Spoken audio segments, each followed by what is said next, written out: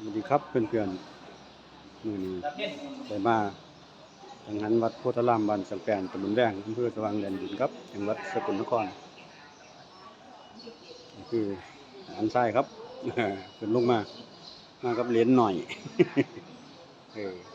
ครูบาอาจารย์เพิ่นก็เลยปลูกแกนให้สาธุนำกันเด้อพี่น้องสาธุอนุโมทนาผู้ที่บ่ได้มาครับนี่คือมาบุญจังหันวัดโพธารามบ้านสังแปนตำบลแว้งอำเภอสว่างแดนดินจังหวัดสกลนคร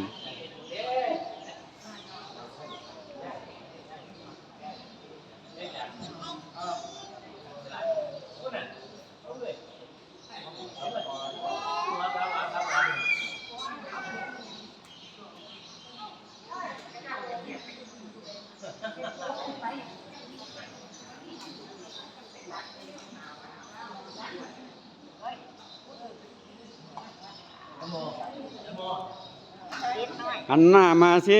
หันหน้ามาดูปู่ทวดสินี่ยิ้มหวานหน่อยครับยิ้มหวานหน่อยนี่นั่นเออ เออนั่นยิ้มละยิ้มนี่ครับคือญาติธรรมลงมาทำบุญอย่างนั้นประมาณนี้ครับนี่ครับยกขึ้นนั่งลงคูเข่าจังหน่อยความนอบน้อมก็แนวนั้นแหละบ่แม่นว่าเฮ็ดแข็งต้องนอบน้อมให้เพิ่นคูเข่าลงครับคือถวายพระทหาร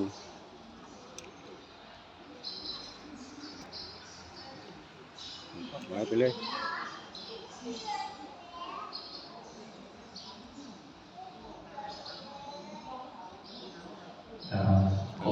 ประมาณนี้ครับ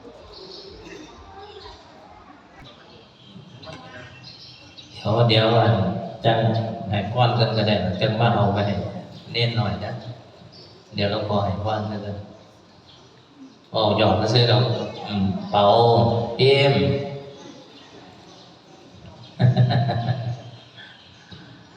เอาโมทนาบุญนำหลานไส้ไม่ใหญ่จันในเตาเบิ่งแล้วก็คือจังนั้นว่าโดนก็คือบ่โดนเนาะ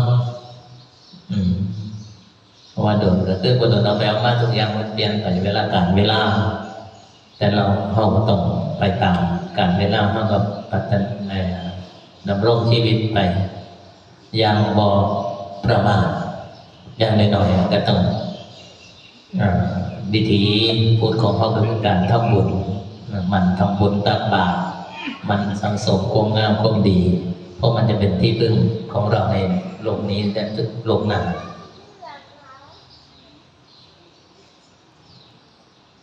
ที่นี่นาย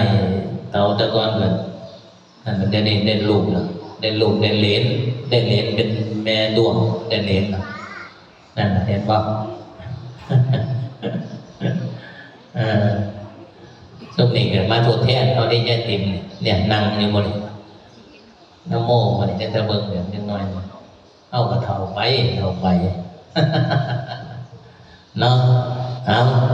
เท่ากับเท่ามีค่าก็เป็นอย่างนั้นเนาะเท่ามีค่าเท่ามีสันสีมีค่ามีคุณค่าเท่ามีคุณค่าคือเท่ามีความดีเพราะฉะนั้นแล้วเราไม่ได้เอาความดีของเขาเป็นสร้างสมมา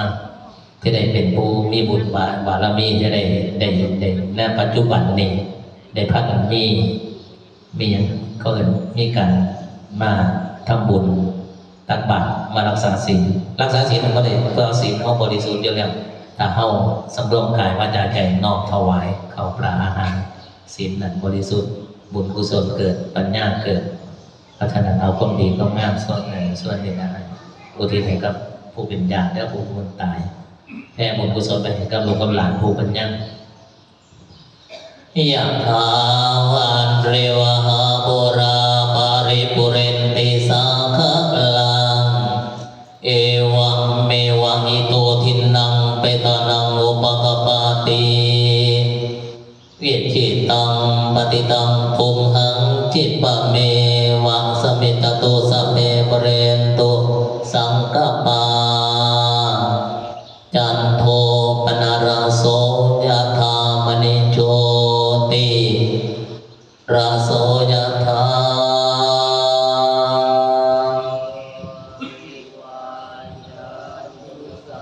อันโรโค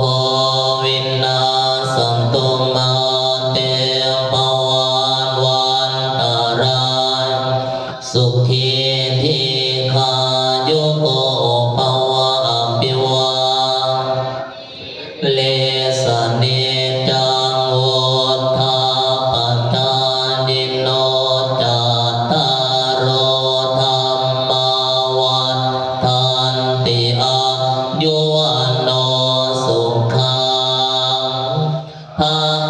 ลังสัพพะพุทธานุภาเวนะสัพพะธัมมานุภาเวนะสัพพะสังฆานะพุทธรัตนังธัมมรัตนังสังฆรัตนังตินังรัตนานังอานุภาเวนะจัตุราสิติสหัสสัทธัมมังคันธานุภาเวนะปิตกันตยานุภาเวนะทินนาสาวกานุภาเวนะสัพเพเตโรคาสัพเพเตปยังสัพเพเตอันตรายาสัพเพเตอุปัฏฐวาสัพเพเตตุนิมิตตาสัพเพเตอวมังคาราวินาสันตุอายุวันตะโกตันดาวันตะโกเสริวันตะโกตะโกตะโกวันนาวันตะโกสุขวันตะโกโหตุสัพพะทาทุกขโรคปัญญาเวราโสกาสัตตุจุปันทวาอเนกาอันตรายาปิวินาศตุจัตเตชะสาจยสิทิทานังราภังโสติปัพพยังสุขังพลังเสริอายุจวันโนจะโปกังวุฒสัพพวาสาดาโยจะทิวสิทธิภวันตุเตภวตุสัพพมังคลังราคันตุสัพพเทวตาสัพพพุทธานุภาเวนะสัทธาโสทิภวันตุเตภวันปมังคลังราคันตุสัพพเทวตาสัพพธัมมานุภาเวนะสัทธาโสทิภวันตุเตภวตุสัพพลังราคันตุสัพพเทวตาสัพพสังฆานุภาเวคุณวันตานาราปิจาพระมมัลลาจายิทังตตุโลปักกาลาจเทปตายาโมมิตามนุมัทธตาเวริกาปิจาสัพเพสัตตาสุขิโหตุปุญญานิปัตตานิเมสุขังจติวิทังเตตุกิปังมัตตังเอมินาปุญญากัมเมนาเอมินาอุทิเสนาตังกิปังโสระเวเจวาตันอุปาทานาเจตานังหินาตัมมายาวานิพานาโตมะมังนัสสันตุสัพยัตถาธาโตภเวโอจุติตัมสติปัญญาสันเลโควริยัมหินามาลาลาปันตุโนกัสสังกาตุนจาพุทธาติปาวาโรนาโตตัมโมนาโตวารุตตามโมนาโตปัจเจก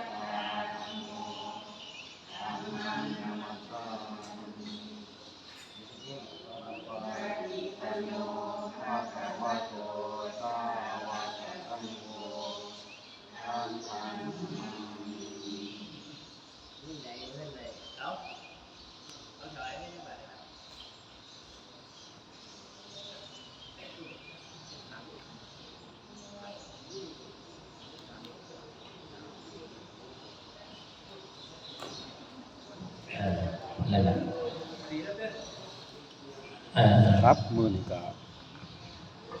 พระสงฆ์ได้อนุโมทนาเรียบร้อยแล้วครับ